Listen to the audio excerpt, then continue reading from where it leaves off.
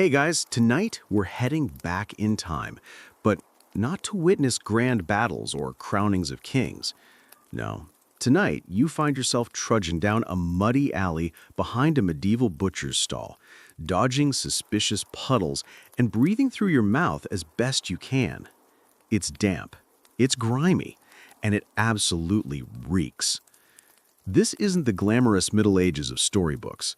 This is the one where hygiene was a suggestion at best. And you, lucky listener, are about to learn why the soap of that era was made from things so disgusting you might genuinely consider switching to sand. So, before you get comfortable, take a moment to like the video and subscribe, but only if you genuinely enjoy what I do here. And tell me in the comments where you're watching from and what time it is where you are. Now, dim the lights. Maybe turn on a fan for that soft background hum, and let's ease into tonight's journey together. You start walking again, feet sticky from something you hope was just spilled cider. The smell of smoke and boiled cabbage clings to the air, but there's another scent layered beneath it, an acrid, earthy tang that tells you someone nearby is attempting to make soap, or they've failed spectacularly and now the whole street must suffer. Medieval people weren't necessarily dirtier than us on purpose. They just had limitations. Water wasn't always clean. Soap wasn't always available. And frankly, a lot of folks didn't really understand how disease spread. Germ theory was centuries away.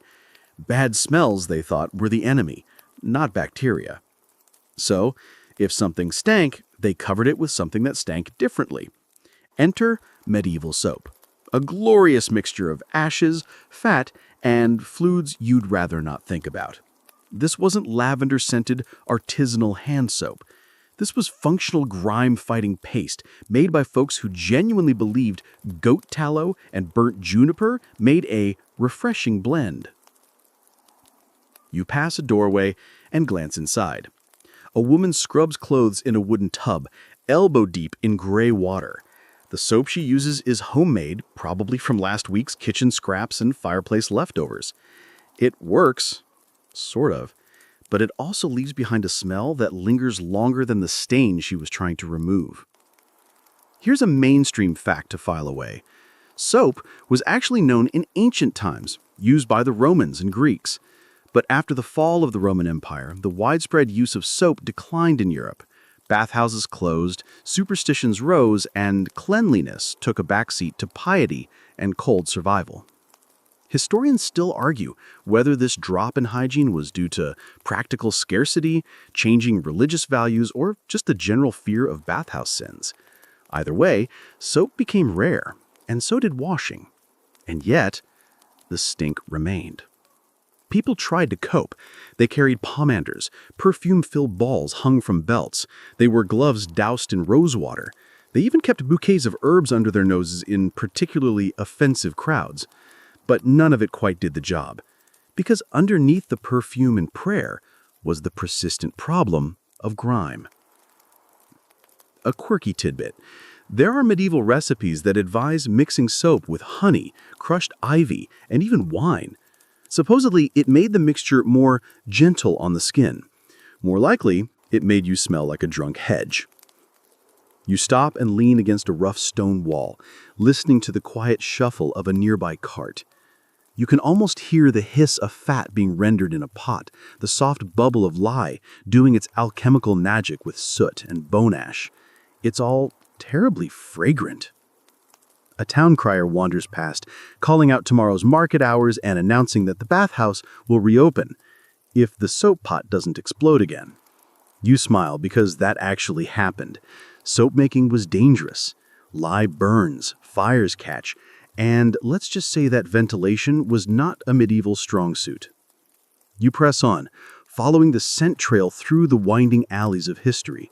Each step takes you deeper into the world of soap. Not the clean, fluffy kind, but the original dirty business of getting clean.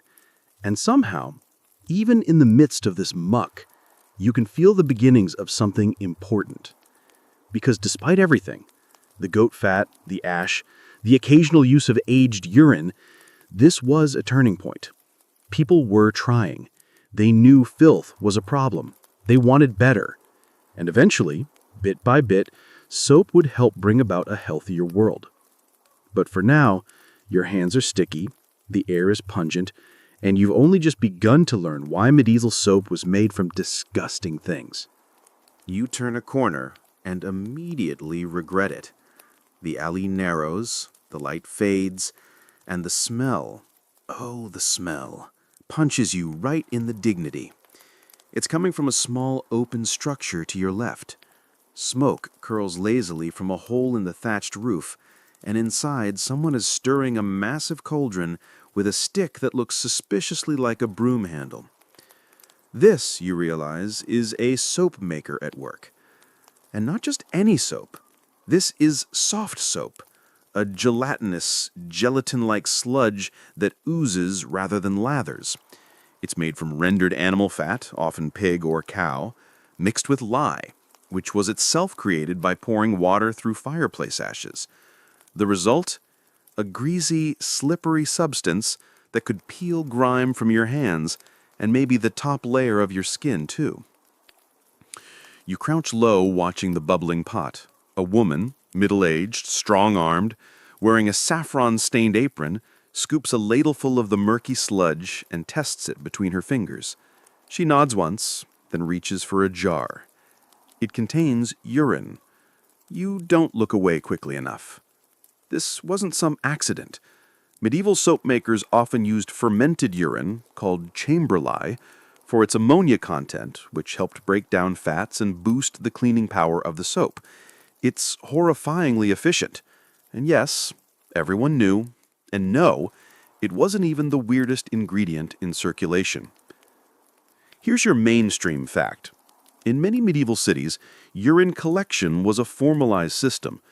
People were paid to gather it from chamber pots and cesspits.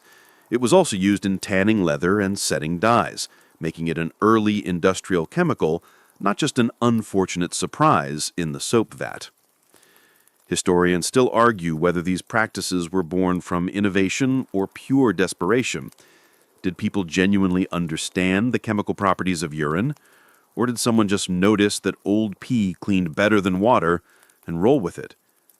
You watch as the soap maker adds a handful of herbs, lavender maybe, or thyme, something to cover the scent. It won't work, but the effort is appreciated. She stirs again, satisfied, then spoons the concoction into a trough to cool. A quirky tidbit to carry with you. Medieval housewives were advised to make soap during certain phases of the moon. Some believed a waxing moon produced stronger lye. Others said soap stirred while chanting psalms cleaned more deeply. It's unclear which part helped more, the phase or the faith. You step back as she pours a bit of the soap into a scrap of linen. It's a sample, meant for a local merchant who insists his tunics smell like wet beast by the week's end. She chuckles to herself. Everyone stinks, she mutters, but at least she's trying. You walk on. The town around you has quieted. No more vendors shouting, just the hum of night and the occasional bark of a dog that may or may not be real. You follow the twisting paths deeper into the world of medieval cleanliness, or lack thereof. Another alley, another surprise. This one leads you to a tanner's yard. The scent here is indescribable. It's not just the smell of rot, it's like the idea of rot decided to make a perfume. Hides are stretched on frames, barrels filled with lye and urine bubble gently, workers with gloves and dead eyes flip skins with practiced hands. You've wandered into another soap-adjacent business, because while tanning and soap making weren't always performed together, they shared many ingredients and a deep love of things that smelled truly terrible. You take a breath, why, and back away slowly. A boy runs past you with a bucket of water. His tunic is too short, his feet are bare, and his hair smells faintly of ash. He's off to rinse hides, or douse fires, or maybe just spill the bucket and start over. Who knows? Here's a gentle reminder. Medieval life was messy and chaotic and full of workarounds. Soap was just one of many experimental solutions to everyday filth. People had to make do with what they had. And what they had, more often than not, was gross.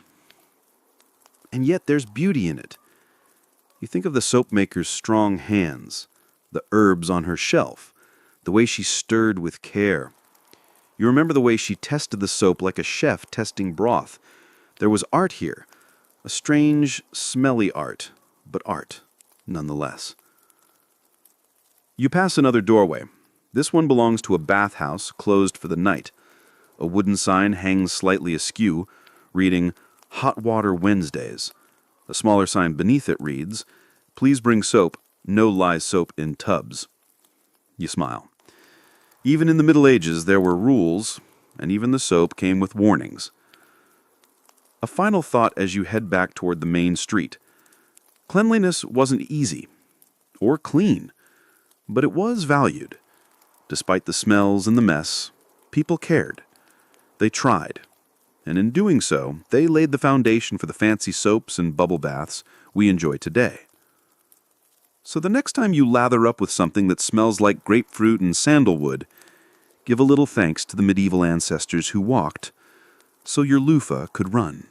You drift past the shuttered bathhouse and find yourself tracing the edge of a crooked stone wall.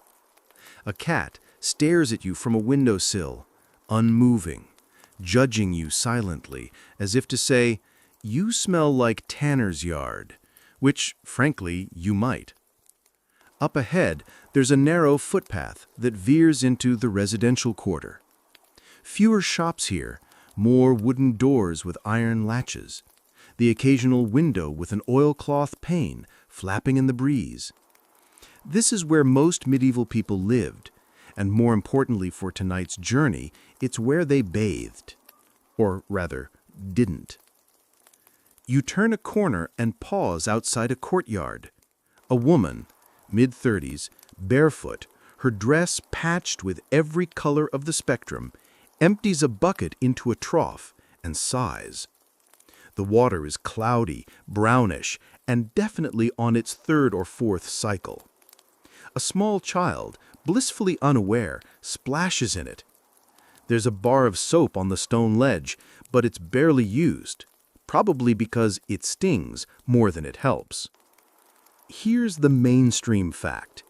While we imagine medieval folks as perpetually filthy, they did bathe more than the stereotypes suggest, just not the way you think. Public bathhouses were common in cities and towns. Hot water was a luxury, but people cleaned themselves regularly, using whatever method was available: sponge baths, streams, rainwater barrels, or communal tubs. Still, there were complications. That tub water? Reused, frequently. Bathhouses were often segregated by gender, but sometimes shared, and often reused the same water for multiple clients, especially if heating it took too much wood.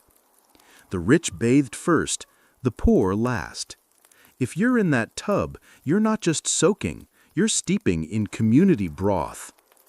Historians still argue whether the drop-off in bathing during later medieval centuries was due to changing religious attitudes or fears of disease, like the plague. Some believed bathing opened your pores to illness. Others just couldn't afford the wood or time. You pass a door with a carving etched above it. 2 crossed spoons and a circle. It's not a tavern. It's a stew bathhouse. That's right.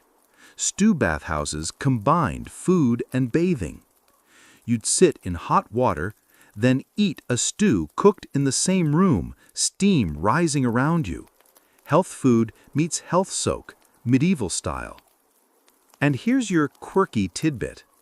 Some bathhouses employed soap boys, young apprentices whose job was to scrub patrons with cloths or loofahs, keep the water warm, and yes, occasionally help with back shaving. It was considered an entry-level job for aspiring healers or barbers. Think of it as a spa internship, but significantly wetter. You step inside one such house, abandoned now, but still echoing with heat. The air is thick with the scent of rosemary and thyme, herbs once burned on stones to cleanse the air. A row of low benches lines the wall. In the center, a great brass tub sits half filled with scummy water and a few dried rose petals clinging to the sides. Above the tub hangs a shelf, and on it, soap, or what passes for it. There's the familiar soft soap, gooey and gray. Next to it, a hard ball of yellow-brown paste, possibly Aleppo soap, imported and expensive, made with laurel oil. And beside that, a lump of something terrifying. Black soap made from ash, fat, and occasionally blood. Technically cleansing, emotionally scarring. You lift a cloth and uncover a pile of lavender sprigs. These, at least, still smell lovely. Herbal scents were critical to medieval hygiene, not just for the nose, but the soul. Scents like mint, sage, and chamomile were believed to ward off disease, evil spirits, and, most importantly, unwanted visitors. You rest on one of the benches, letting the warmth settle into your bones. A lantern sputters nearby, the flame casting dancing shadows on the wall. You imagine the room full again, laughter, complaints, water splashing, a woman yelling at her husband to wash his ears, a merchant counting change while soaking, a child blowing bubbles through a reed. Bathhouses weren't just for cleaning, they were social hubs. News was exchanged, deals were struck, sometimes babies were born in them. Less often, crimes were plotted. You know, typical bathhouse energy. A quiet moment. Then, a squeak. You glance up and spot a rat squeezing through a crack in the wall. It pauses to sniff the soap. Smart rat. It leaves. You take that as your cue. Stepping outside, you breathe in the cool night air, tinged with wood smoke and fennel. You've learned something, haven't you? Cleanliness wasn't a one-size-fits-all affair in the medieval world. It was a delicate dance between access, belief, luck, and sheer determination. Remember, people tried.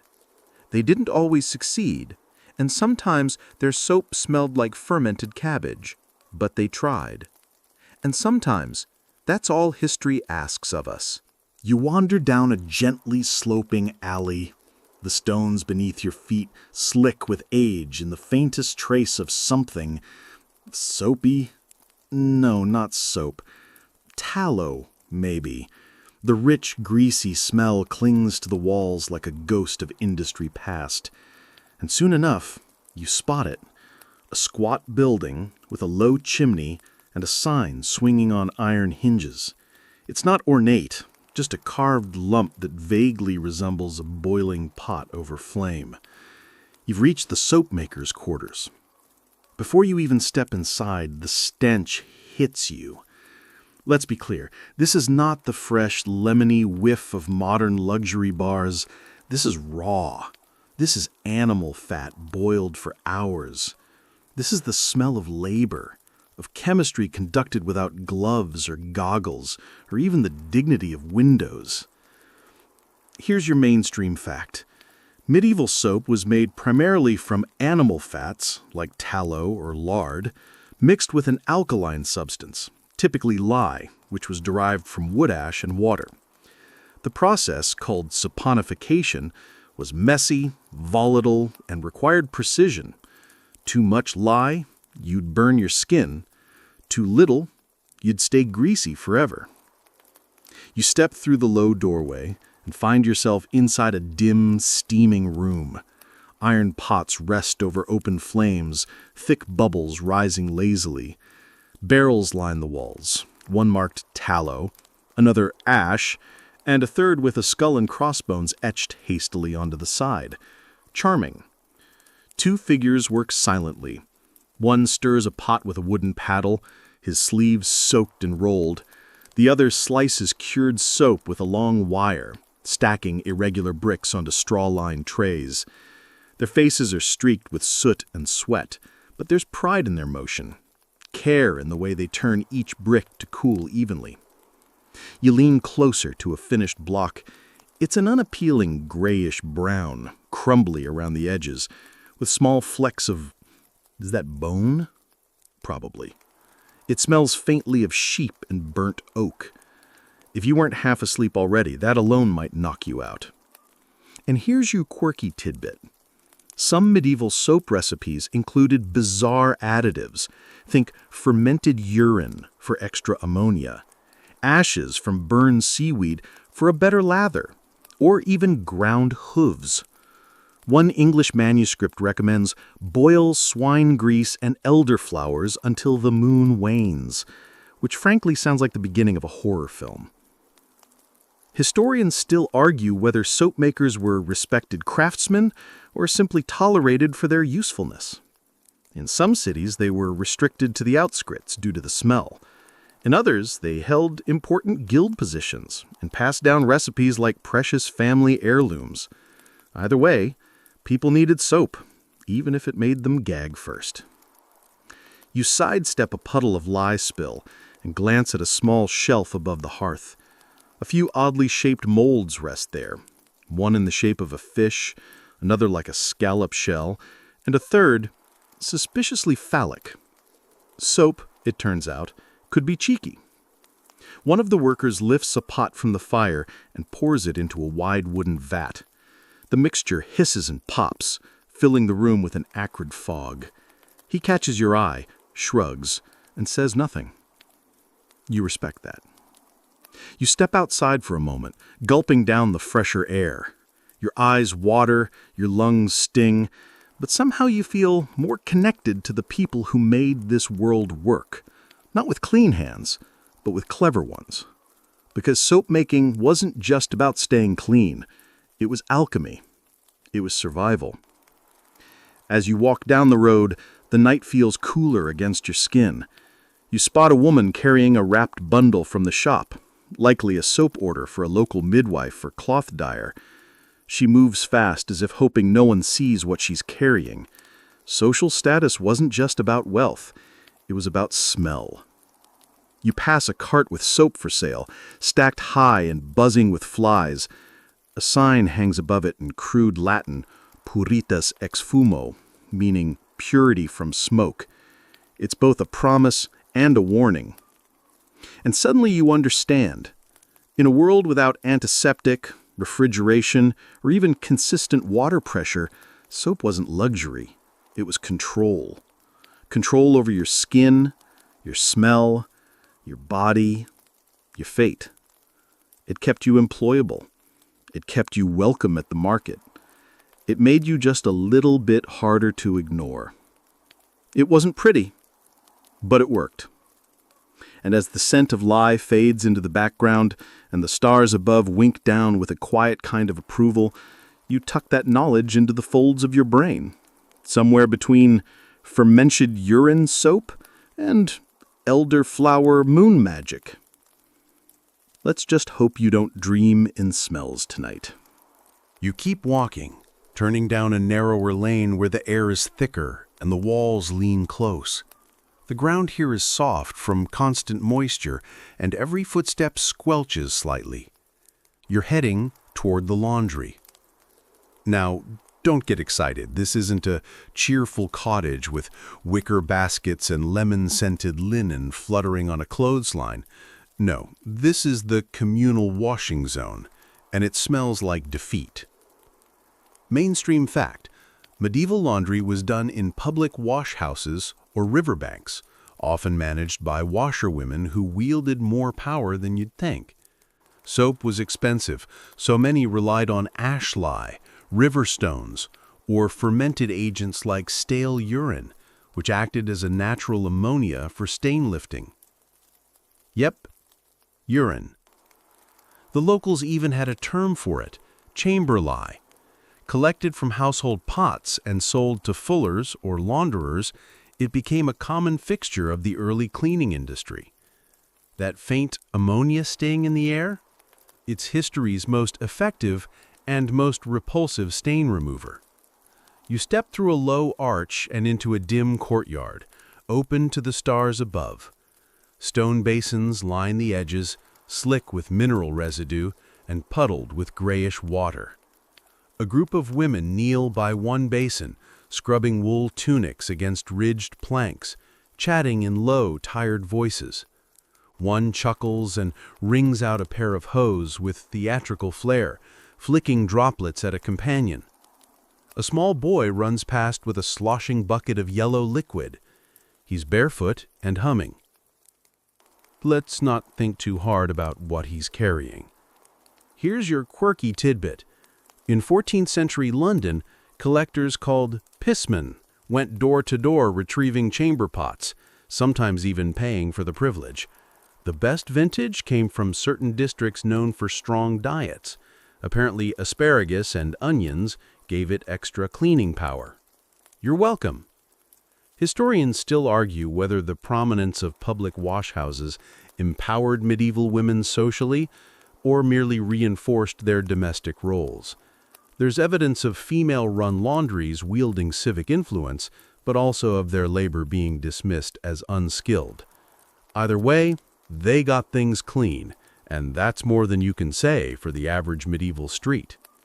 One washerwoman pauses her work to stretch, hands raw and red from lye. She glances toward the corner where a low fire smolders beneath a cauldron. Inside, linens boil. A strong breeze would help, but tonight the smoke clings low, wrapping around the scrubbers like a damp cloak. You drift toward a wooden rack strung with wet garments, some linen shifts, a priest's robe, a heap of socks. You touch one absently. It's coarse, cold, and still dripping. Some things never fully dry in this town. From a nearby alcove, a fuller emerges with a freshly treated bolt of cloth. Fullers were the deep cleaners, treating wool to remove grease and prepare it for dyeing. They also stomped fabric in vats, barefoot, until the fibers felted. Some even added clay or chalk to thicken it. Not a job for the tender-hearted. You hear the steady, rhythmic thud of a foot treadle and follow it to a side room where a woman operates a large mangle, 2 rollers used to press water from thick garments. She grunts, adjusts a tunic, rolls again. It's a surprisingly effective method. You stare too long and she raises an eyebrow. You nod. Respectfully. She nods back. In one corner sits a wooden bench littered with oddments, lye cakes, ash jars, small pouches filled with dried herbs, lavender if they could afford it, mugwort if they couldn't. Someone's trying to add a pleasant scent to this experience. Brave soul. You pick up a hard cake of early soap. It's brown, gritty, and vaguely shaped like a brick. A tiny scratch mark near the base reads something like, "Wool only." Imagine misusing that on your face. There's a deep sense of rhythm here. Splash, scrub, slap, ring. It's not musical exactly, but it's grounded, reliable. It sounds like maintenance, like people holding the world together one tunic at a time. The firelight flickers across the basin's surface as a washerwoman dips another load, her sleeves wet past the elbow. She's singing now, low and off-key, but soothing. Something about geese and rain. You lean against a stone pillar and listen, feeling the night air settle against your skin. You realize these women, scrubbing, boiling, hauling, were part of an ecosystem of cleanliness long before health codes or indoor plumbing. They understood balance between water and ash, soap and sweat, dirt and dignity. Because even when soap was made of bone and urine and boiled tallow, even when it stank to heaven and back, it still meant something. It meant care. It meant effort. It meant someone didn't give up. You watch a young apprentice haul another pail to the cauldron and nearly trip over his own feet. The others laugh. He bows dramatically, recovers, and keeps going. And you? You stand quietly, absorbing the rhythm, the smell, the steam, and that strange sense of contentment when human messiness meets human effort and finds something like peace. You leave the wash courtyard behind, stepping carefully over a trickle of runoff that smells strongly of soap and less nobly of, well, everything else. Your boots are damp, your nose is confused, and your imagination is working overtime. But hey, at least you're clean adjacent. Up ahead, a faint light spills through a crooked doorway. You follow it, stepping into a cramped stone room filled with wooden barrels, bundles of herbs, and something bubbling quietly over a fire. This is the soap maker's den. Mainstream fact: medieval soap was made by boiling animal fat, usually beef or mutton tallow, with lye, often produced by pouring water through hardwood ash. The result was a soft, often pasty substance that hardened as it cooled, sliced into cakes, and left to dry. You peek into one barrel and, yep, that's the fat. Thick, waxy, beige clumps pile together like discarded candle ends. You wrinkle your nose. The smell is sharp, oily, almost sweet. The kind of scent that clings to your throat and settles in your eyebrows. Next to the fat sits a vat of lye water. The surface shimmers with a slight film, and a long wooden paddle leans against the rim. You don't touch it. Good instinct. A wiry man in a soot-streaked apron stirs a pot slowly. He hums under his breath, something tuneless and repetitive. The firelight flickers across his face, and for a moment he looks oddly content, like a chef preparing the world's worst fondue. Here's your quirky gem. Some medieval soap makers added herbs or even bits of bone to improve the soap's texture or magical properties. One 14th century French recipe called for a blend of crushed sage, pig marrow, and rainwater gathered only in April, because apparently April water is superior to the May variety. Historians still argue whether soap making was a respected craft or a lowly one. Some records show soap makers treated as vital tradesmen, especially during plagues, while others describe them as smelly charlatans prone to fires and bad tempers. You're starting to see how both might be true. The man notices you and waves vaguely toward a shelf of finished soaps, brick-shaped, dull-colored, stamped with odd runes or merchant marks. Some are greenish, some gray. One is wrapped in muslin and tied with a bit of hair. You decide not to ask. The air is thick with heat and oil, but beneath it is something else. A trace of lavender, maybe, or rosemary. Some attempt to civilize the process. You watch as the man lifts a new batch from the pot and begins shaping it with practiced hands. He doesn't use a mold, just a knife and a sense of what done feels like. The soap squelches slightly as he presses it into a crude rectangle, smoothing the sides with his palm. He sets it aside on a wooden rack to dry. You notice several cakes already cured, chalky, pitted, and smelling faintly of goat, or possibly yesterday's stew.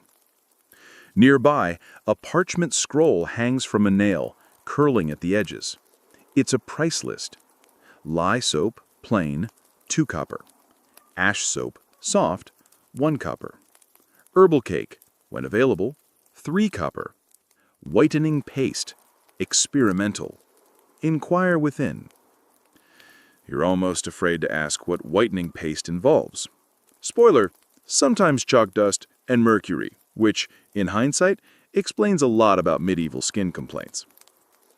The soap maker ladles a final dollop into a bowl and sets it near the hearth. This one is darker, thicker, more pungent. He grins and mutters something about good for fleas. You back away slightly. Suddenly, a young girl bursts through the door holding a dripping apron.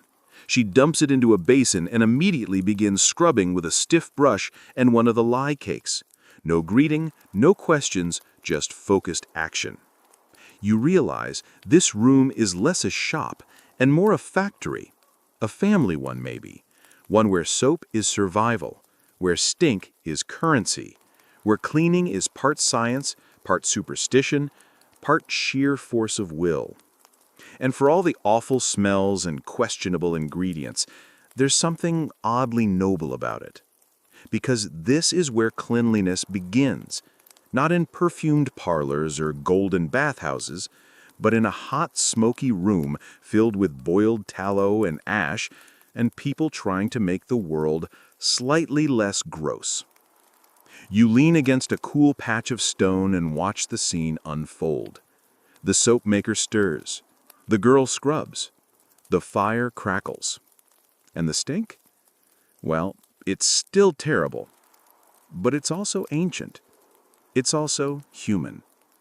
And you can't help but respect it.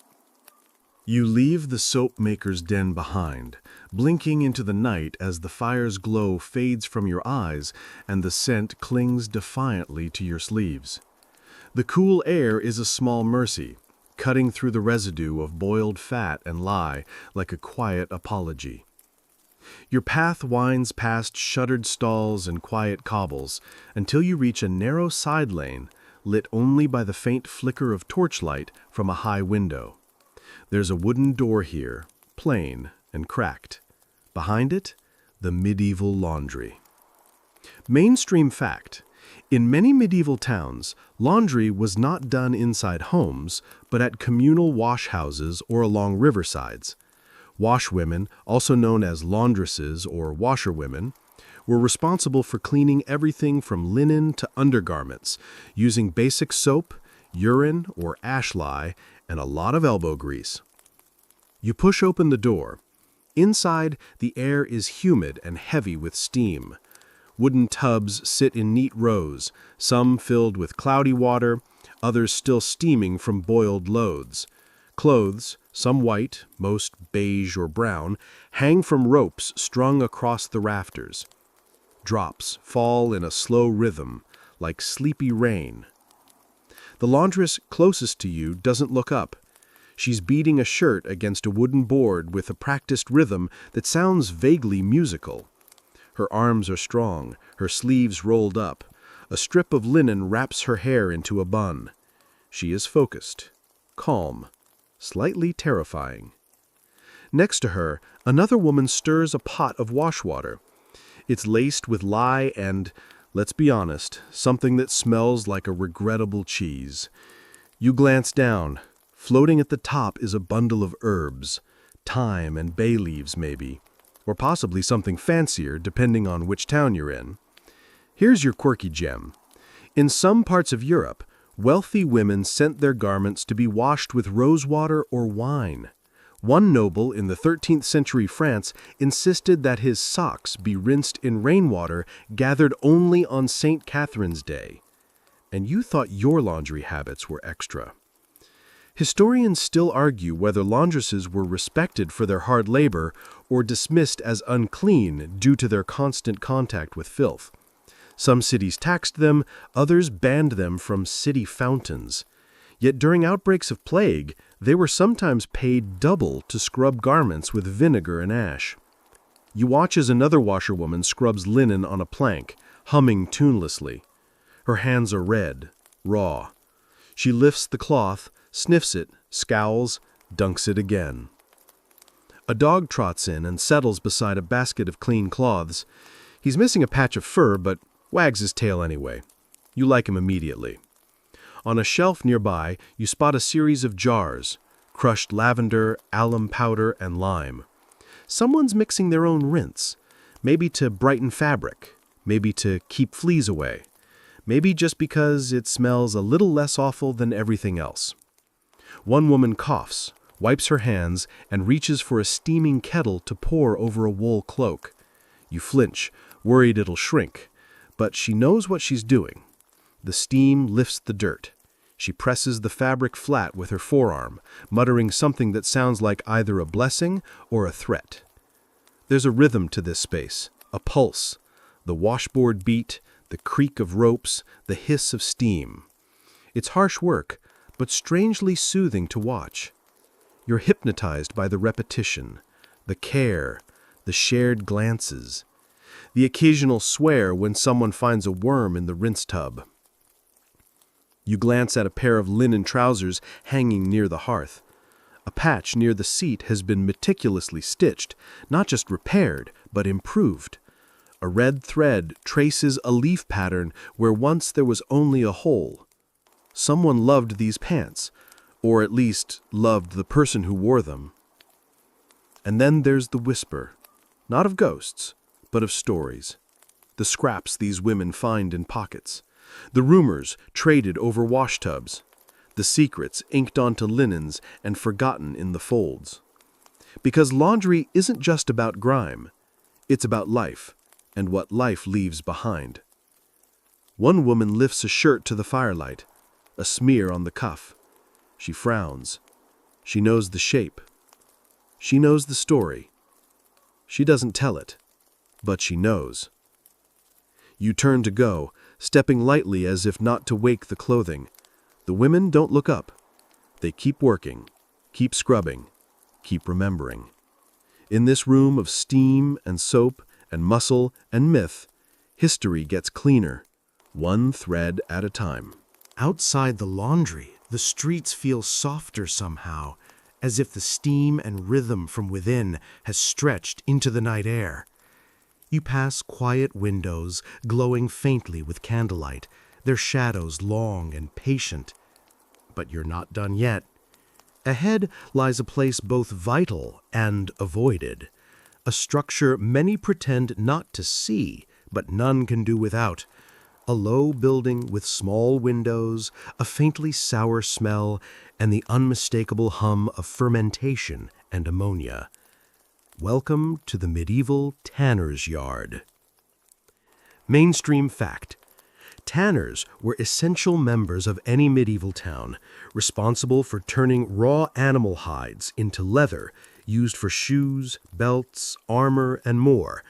But the process was anything but glamorous. It involved rotting flesh, urine, dung, and weeks of stench. You step carefully onto the packed earth floor. A few dim lanterns flicker in alcoves, illuminating enormous stone vats sunk into the ground. Some are filled with milky water, others with brown sludge, and one definitely contains something alive. Maybe just bubbles? Probably not. You gag slightly. That's normal. Everyone does. Even the tanners themselves wear strips of cloth soaked in lavender or vinegar over their noses. To your right, a man hauls a soaking hide from a vat. He wears an apron so stained it may as well be part of the scenery. His boots squelch with each step. He lays the hide flat across a wooden frame and begins to scrape it down with a curved blade.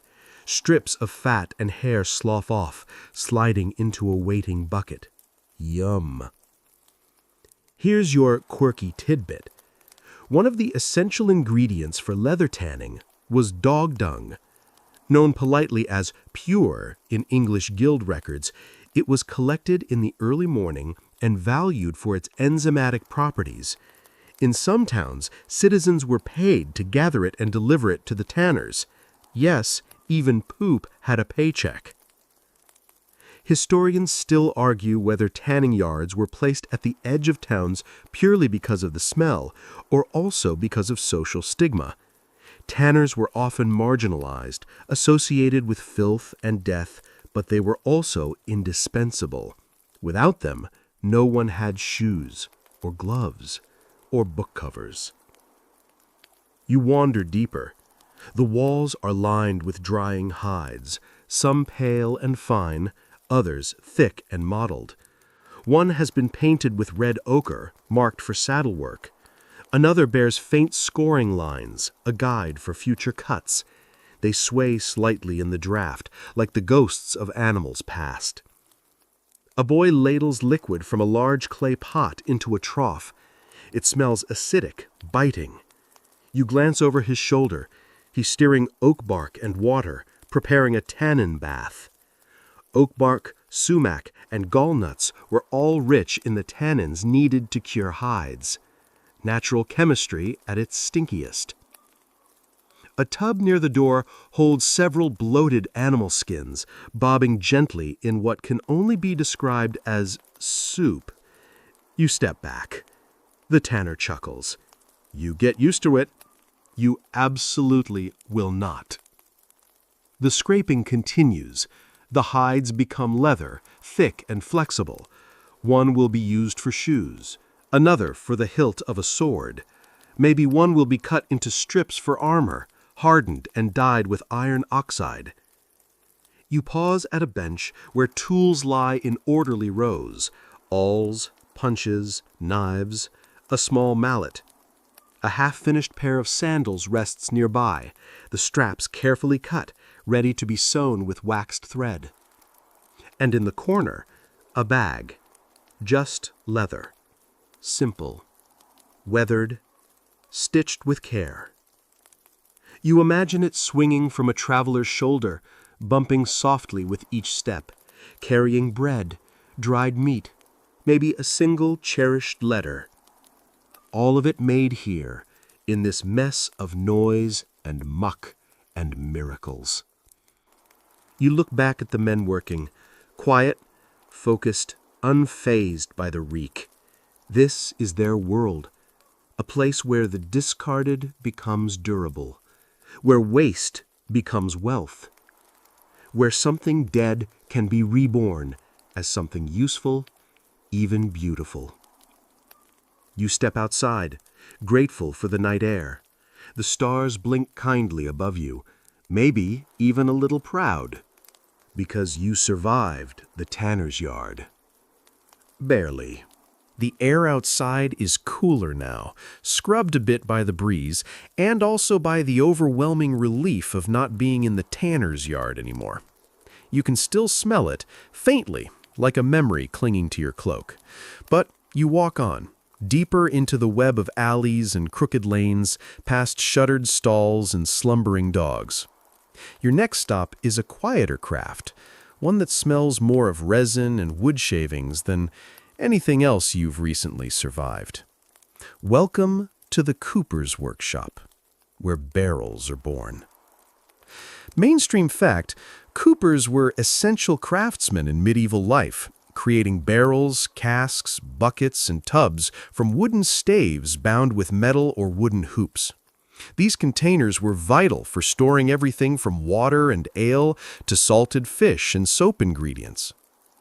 You duck beneath a low lintel and step inside. The shop is warm, fragrant, lit by a few smoldering embers and a single oil lamp. Sawdust floats in the air like lazy fireflies. Along one wall, curved wooden staves lean in tall bundles, some pale as bone, others dark and gleaming with oil. The cooper is working on a barrel belly up in a stand. He taps a metal hoop with a mallet, adjusting the tension. The wood groans slightly, but holds. Then he pours a ladle of hot water into the open barrel and places a heavy cloth over the top. Steam rises. The heat will soften the wood, letting him tighten the staves into perfect curvature. You sidle closer. The cooper notices but doesn't speak. He's in the zone. The way his hands move, the way he listens to the wood, is almost like watching someone perform a private ritual. Here's your quirky tidbit.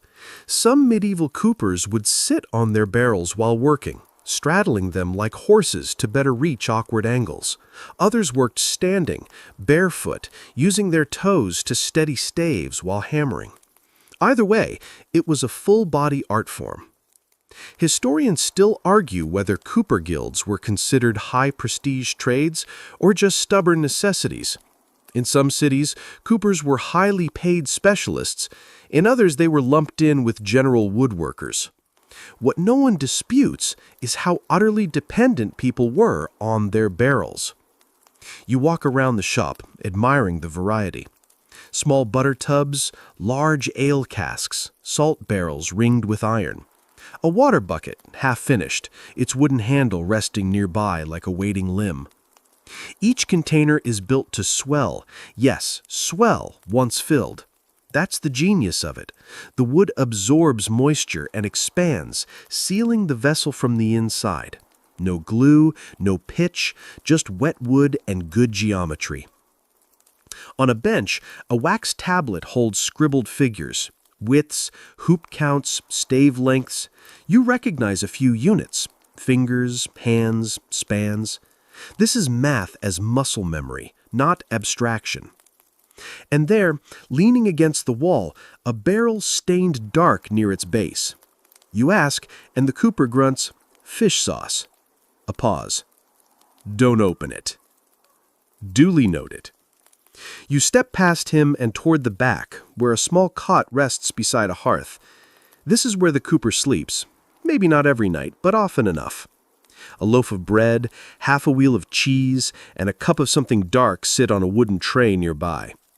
Dinner or breakfast. Hard to tell in here. A cat slinks by, tail high, and disappears beneath a stack of staves. You decide not to follow. Instead, you sit quietly on an overturned tub. You listen to the tap-tap hiss of steam and hammer. You breathe in the scent of ash and oak, and you realize this is another form of preservation. Not of words, of materials, of liquids and grains and meats, of the stuff civilization runs on.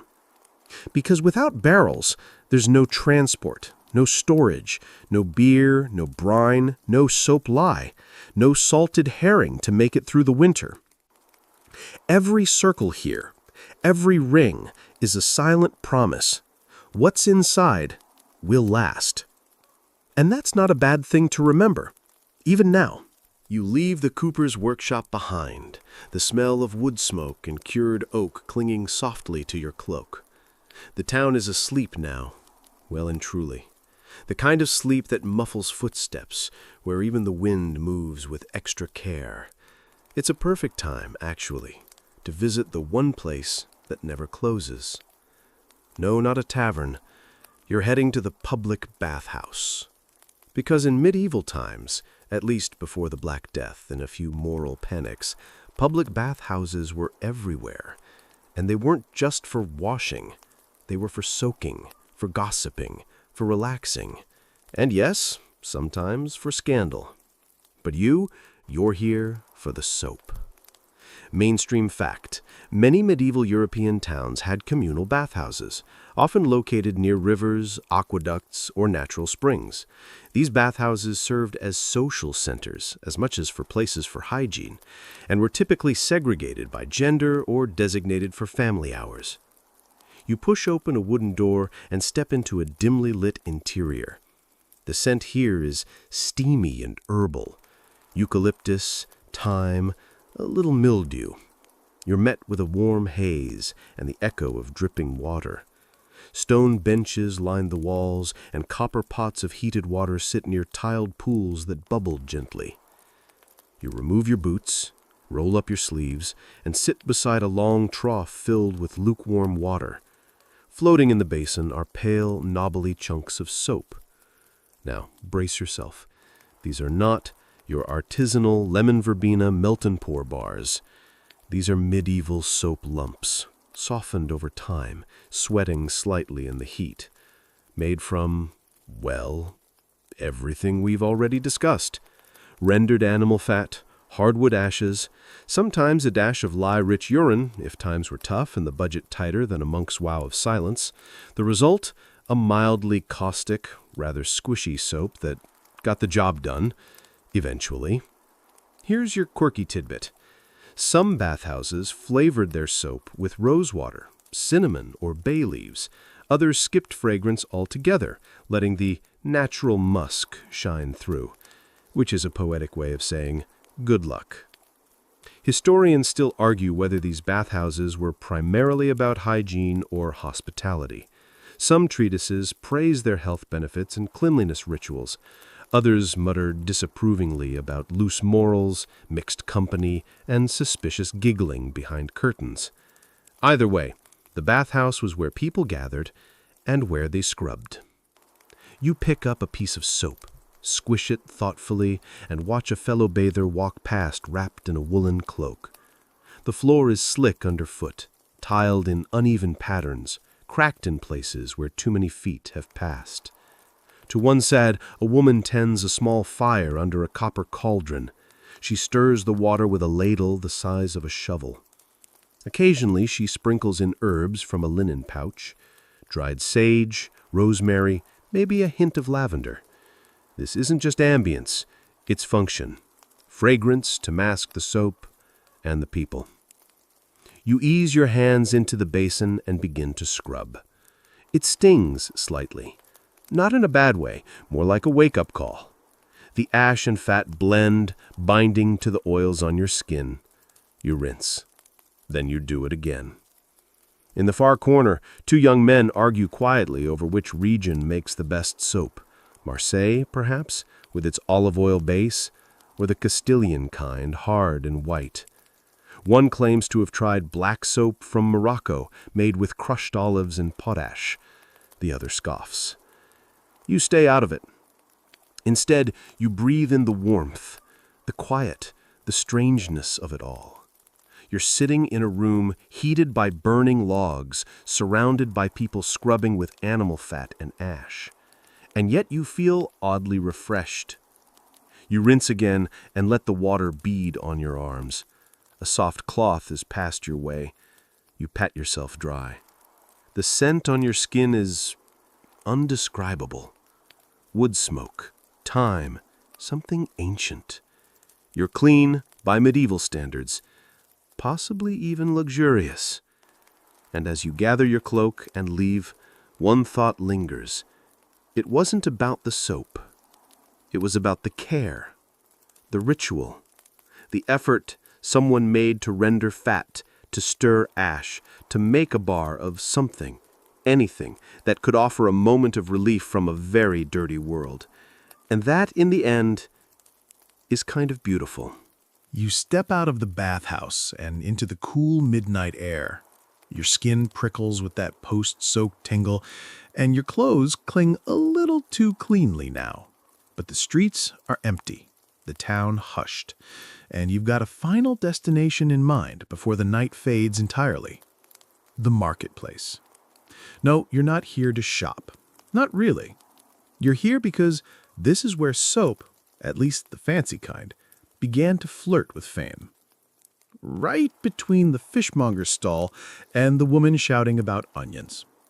Because while most soap was homemade, rough, and deeply practical, some merchants saw an opportunity. If there's one thing history teaches you, it's this. Someone, somewhere, is always trying to monetize cleanliness. Mainstream fact. By the late medieval period, especially in cities with bustling trade like Venice, Marseille, and Aleppo, soap making had become a respected and even regulated craft. These places produced fine export-quality soaps made with olive oil, fragrant herbs, and alkaline ashes, often prized across Europe and the Middle East. You duck beneath a low awning, where a vendor has left their wares stacked neatly even at this hour. Bars of smooth, pale green Castile soap wrapped in cloth. Tiny stamped bricks of lavender-scented soap nestled in a shallow basket. One smells like basil, another, oddly enough, like bitter almonds.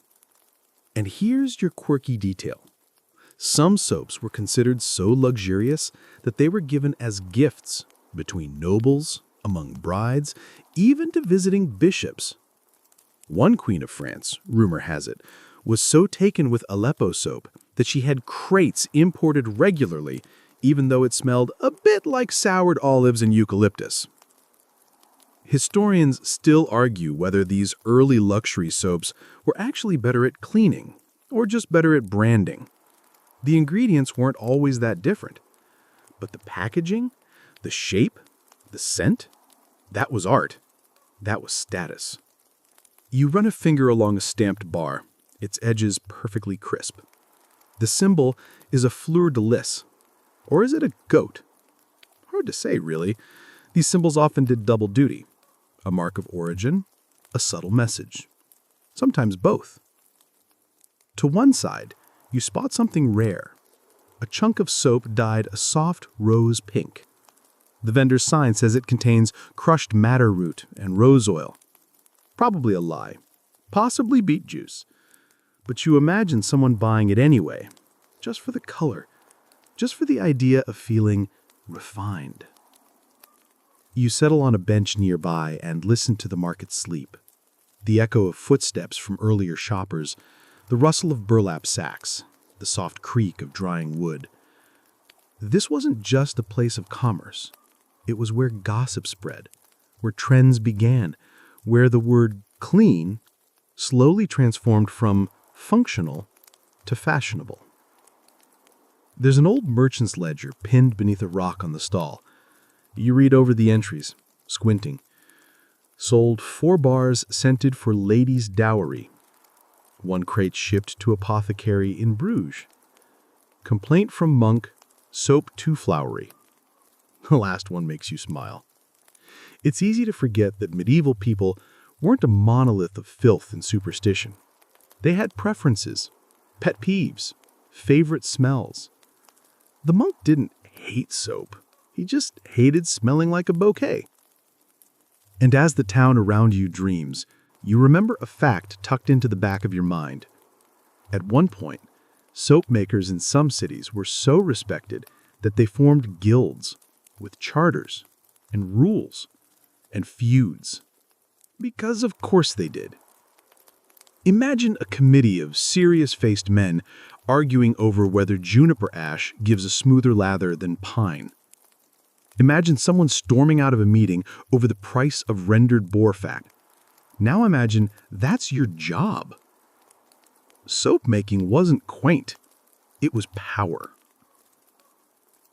You close your eyes a moment. Let the smells of the market linger. You catch a breeze carrying rosemary, followed by something far less poetic. Fish, probably. But beneath it all, there's still that trace of ash and oil, of bubbling cauldrons and saponified dreams. And somewhere, down some side alley, a new apprentice is probably being yelled at for burning a batch. You get up slowly and walk once more through the crooked lanes, past shuttered inns and locked bakeries. The world is still asleep, but your mind is very much awake. Because behind every bar of soap, there's a story. Sometimes a good one, sometimes a weird one. Always a human one. You wander away from the now silent market, back toward the shadowed edge of the town, where the buildings turn squat and uneven, and the cobbles are less forgiving. This is where the guild halls once stood, tight clusters of tradesmen, all wrapped up in their craft and their rivalries. And nestled somewhere between the cooper's shed and the glazier's yard, you find it. The Soapmakers' Guild. Or rather, what's left of it.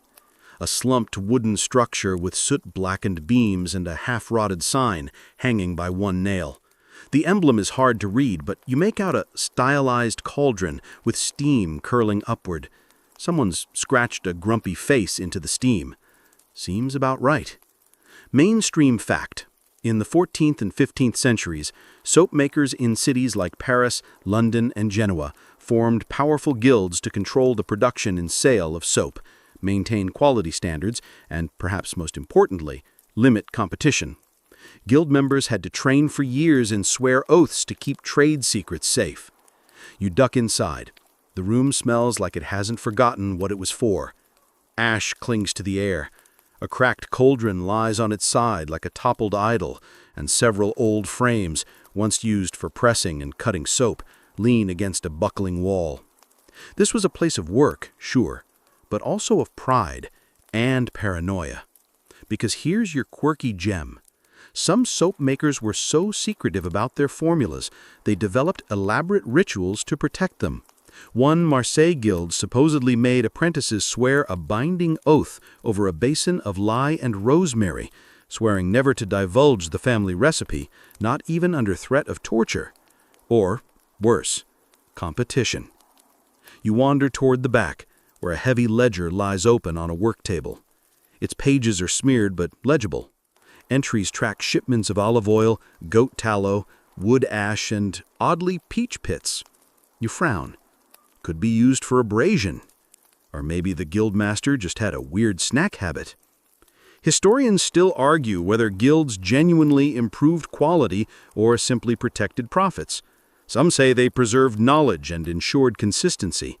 Others argue they stifled innovation, driving out upstarts with better, newer ideas. One infamous guild in Bruges even banned the use of rosemary in soap because it was giving lesser artisans an advantage. Imagine banning herbs for being too helpful. You brush dust from a bench and sit, letting your eyes adjust to the gloom. On a nearby shelf, tiny clay pots hold faded remnants of oils, some dried to resin, others just waxy ghosts of former batches. You open one. It smells like camphor and regret. Another gives off an unmistakable scent. Lavender. Faint, but enduring. There's something oddly noble in how seriously they took it. The rituals, the secrecy, the generational pride. To us, it's just soap. To them, it was a mark of honor, a livelihood, sometimes even an identity. You weren't just cleaning pots and mixing fats, you were maintaining a lineage. A door creaks at the back. You step through and find the apprentice's corner. A tiny cot, a chipped bowl, a note scrawled on the wall. Always stir clockwise, no exceptions. You grin. Some lessons never change. The guildmasters weren't always kind, of course. Training was brutal. Apprentices were often orphans or cast-offs taken in for free labor. You can almost hear one now, stumbling over the rules, burning a batch, being sent out to gather more wood in the rain while muttering curses under their breath. But they learned. Eventually, they learned. You walk back to the main hall. Look again at the cauldron. Imagine it roaring with fat and fire, steam fogging the windows, someone yelling about ratios. In the chaos, there's rhythm.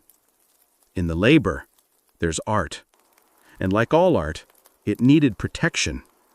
You trace a finger along the edge of the work table and find it. A signature, carved deep into the wood. Bernard, Soapmaster, 1463. Just a name. But it hits like a hymn. Someone worked here, bled here, built something out of stink and salt and fat, and believed it mattered. Because it did. And even though the guild is long gone and the soap long scrubbed away, something of Bernard remains. In the signature, in the smell, in the memory of an apprentice stirring clockwise with one eye on the door and the other on the future. You step outside again, into the wind. The stars blink overhead. The streets remain quiet. But you've got soap on your mind. And not the kind that comes in pastel plastic bottles. You've got lie and legend, ash and ambition. And you're not done yet. You follow the stone lane around a bend, the moonlight dusting everything in shades of bone white and soft slate. The air shifts again, still cool, but heavier now, weighted with salt and the faint tang of rot. Not unpleasant, but definitely specific. And as you turn the next corner, the scent sharpens. You've arrived at the tannery. No sign, no grand doorway, just a sloping yard behind a low wall with rows of shallow pits and stained stone troughs, all long dried out, but still very much present. You step carefully, half expecting to hear the slosh of brine and lime water, the thud of hides being hauled from one bath to another. This is the forgotten cousin of the soap makers, because if you think soap smells rough, tanning leather was worse. Mainstream fact: in medieval Europe, tanners used a foul-smelling cocktail of urine, lime, dung, and animal brains to soften and preserve animal hides. The process was so revolting that tanneries were typically built outside city walls, downwind if possible, to keep the stench away from the main population. You wander past a row of half-submerged tubs. The stone rims are pitted and blackened, their surfaces worn smooth by centuries of splashes. One pit is larger than the others, deep and dark. You imagine the apprentice assigned to stir it with a long pole, gagging behind a cloth mask as they waded through ankle-deep slop. It's a grim picture, and yes, it absolutely connects to soap. Because here's your quirky link. Tanners often worked with soap makers. Their leftover fat and waste products became part of the rendering process, and in some towns, the trades shared supplies, like buckets of rotting dog feces to soften hides and pre-treat grease. Yep, that's where we're going. You duck into a covered alcove. Inside are rows of iron hooks, old leather straps, and shelves where drying pelts would have once hung. You can almost hear the slap of wet hide, the rasp of scraping knives, the muttered prayers of workers hoping they don't slice through a valuable piece. Historians still argue whether tanning was considered a noble trade or a necessary evil. In some regions, tanners were respected for their skill. In others, they were shunned, forbidden from living within city gates or marrying outside their caste. But one thing's for sure, no one forgot the smell. You pick up a weathered logbook near the hearth. It's brittle, but legible. Entries note the delivery of hides, cow, pig, sheep, and the quantities of lye, lime, and pigeon droppings. You blink. Apparently pigeons were as useful as they were annoying. A faint breeze stirs the corner of the book, revealing a margin note. Use ox dung, more potent than horse. It's underlined twice. You chuckle softly. There's pride in every profession. A broken-handled bucket rests near the door. Dried residue cakes the inside, like old soap, but darker, grainier. It might have once held brains, used for their enzymes. Braining a hide, they called it. An actual job, an actual word. Let that sink in. You step back outside and notice an odd-shaped trough off to one side. Smaller, shallower, and built at just the right angle to let water run away. You realize what it is. The final rinse. After all the soaking, scraping, and swearing, the leather had to be washed, probably with soap. A circle of trade. A chorus of stink. And beneath it all, a kind of strange beauty. You sit on the edge of the rinse trough, careful not to slip. The night is still, the sky brilliant. You close your eyes and try to imagine what this place would have sounded like during the day.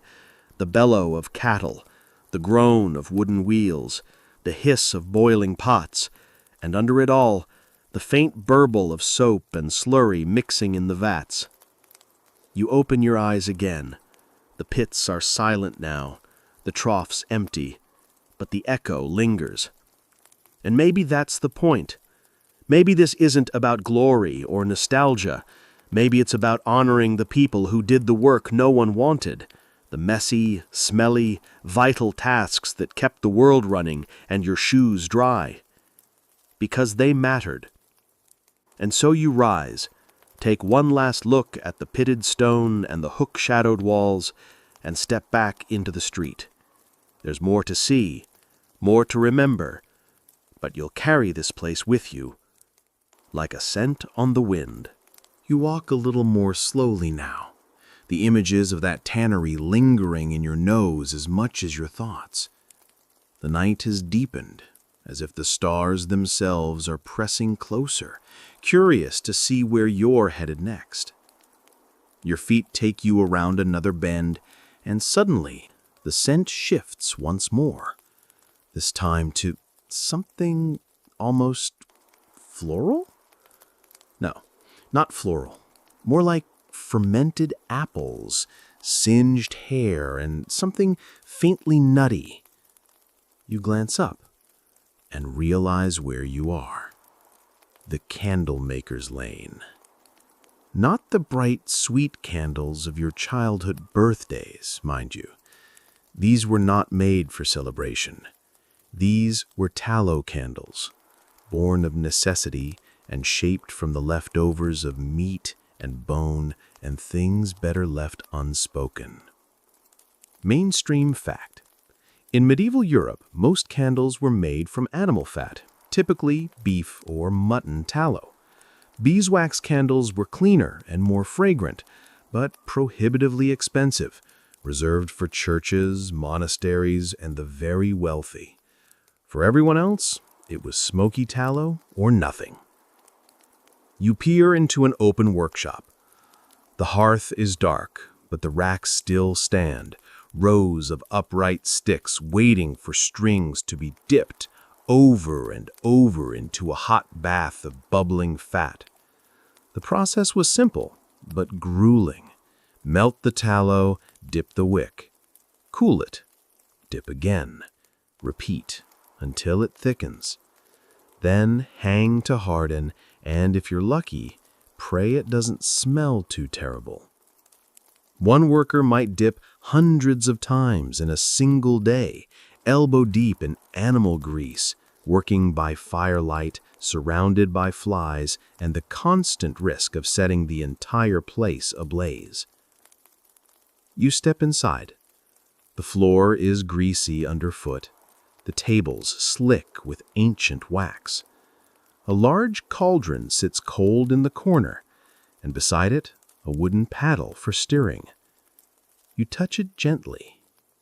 It's sticky, even after all this time. And here's your quirky fact. To mask the stench of tallow, some candle makers added herbs like sage, lavender, or rosemary. Others went more experimental, trying everything from lemon peels to crushed seashells. One particularly enterprising guild in northern France allegedly added powdered almond shells to give the burning wax a nutty edge. Did it work? Historians still argue whether these additives helped or just made the smell more complicated. You wander past a shelf lined with candles of various thicknesses. Some are warped from years of heat exposure. One still holds the faint imprint of a scribe's fingerprint, a hurried press to stabilize a wick mid-dip. You imagine the scene, the hiss of fat, the pop of cooling wax, the sizzle of an impatient assistant brushing too close to the hearth. And then, a detail you almost miss. A sealed scroll, wax-stamped with the mark of a candlemaker's guild. You unroll it carefully. It's not a recipe or an order ledger, it's a complaint. Apparently, someone was caught selling underweight candles to the local monastery. Scandalous. The note ends with a terse summary: reprimanded, 1 week of night watch with full tallow duty. A medieval grounding, candle style. You sit beside the cauldron, imagining the room filled with light. Not soft, modern light. Flickering, oily, yellow light, the kind that casts long shadows and smells faintly of mutton stew. The kind that makes your clothes cling and your eyes water, but also the kind that lets you read, write, eat, and survive after sunset. Because in a world without electric light, every candle mattered. Every drop of fact boiled down to time, to wakefulness, to warmth, to hope. You lean your head back against the beam, thinking of the irony. That candles, so often symbols of peace and ceremony, began as a bucket of rendered innards. That their gentle flicker was born in fire, sweat, and stink. That even the most beautiful light has a messy origin story. Outside, the stars burn clean and silent, but in here, there is something more human, more honest, more real. You rise and wipe your hands on your trousers, even though there's nothing on them, just habit. You take one last look at the rows of long-cooled candles, the wax-caked floor, the rusted tools of illumination, and then you step back out into the street. Your path is still lit, even if it smells a little strange. The air feels clearer now, as though the world itself is exhaling. You've made your way through so many places, tannery yards and soap sheds, privy pits and candle rooms, that you almost don't notice how the night wraps itself more softly around you now. The cobbled lane beneath your feet is quiet. Even the rats seem to be taking a break. There's a hush here, a final stretch. You find yourself before a narrow wooden building with shuttered windows and a soot-stained chimney. It leans ever so slightly to the left, like it's been eavesdropping for centuries. You step inside, careful not to wake the dust. This is the house of the perfumer, or, more accurately, the Middle Ages attempt at one. Let's be clear. If you're picturing rows of glass bottles and dainty atomizers, reset that image now. What you're about to explore is not Chanel No. 5. This is the muddy, musky, wildly experimental world of medieval fragrance. And it's exactly where our story of cleanliness comes full circle. Mainstream fact. In the later Middle Ages, as cities grew more crowded and hygiene more precarious, personal scent became both a cosmetic and a public health strategy. People believed that foul odors could transmit disease, miasmas as they were called, and that strong smells could ward them off. Thus, perfumes weren't just about smelling nice, they were about survival. You inhale deeply. The air is thick, wood smoke and dried herbs, but also something more pungent. You move toward a work table cluttered with mortars and pestles, bits of bark, glass files, and bundles of dried flowers. A handwritten recipe sits curled in the corner. It reads, "To mask the stench of illness and keep demons away. Grind rose petals, rosemary, and pine resin. Mix with rendered deer fat. Warm gently. Apply behind ears and upon shoes." You blink. Behind the ears and upon the shoes. Welcome to medieval perfume logic. Here's your quirky gem.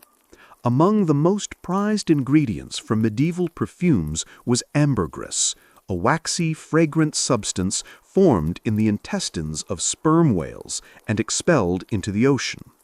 It smells musky, slightly sweet, and was believed to carry near magical preservation properties. At one point, a single lump of ambergris could buy you a small house. Historians still argue whether medieval perfumers truly understood the chemical properties of their ingredients, or whether they were just really enthusiastic about things that smelled less like goats. You spot a small pan half filled with thick oil. You dip your finger in and give it a sniff. It's smoky, sharp, and oddly citrusy, possibly one of the proto-colognes made from citrus peel, lavender, and camphor. It won't win awards today, but to a nose used to chamber pots and boiled sheep bones, it might have felt like breathing from heaven's garden.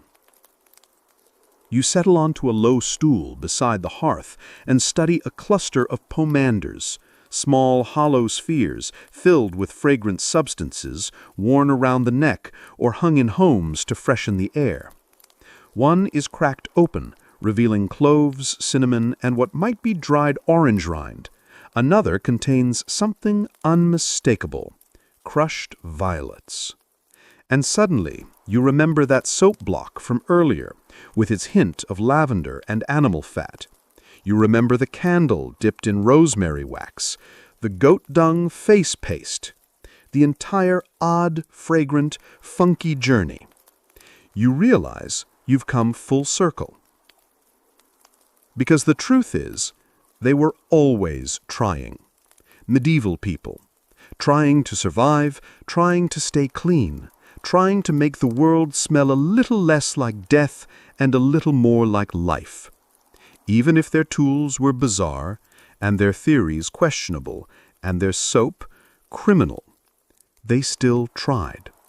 And in the wax of their candles, the fat of their soap, the scent of their perfume, they left behind something honest, something tender. You rise, ready to go. But before you step into the night, you pluck a dried bundle from the shelf. Rosemary, tied with twine, for remembrance, for freshness, for hope. Because even now, even here, after everything you've learned, you still want to believe in better smells. You step into the street. The air has begun to pale. And now the story slows. The alleyways fade behind you. The soap kettles go quiet. The strange perfumes settle into the dust. You've wandered far through the crooked corners of medieval life, past boiling vats and chamber pots, past misunderstandings and brilliant accidental discoveries.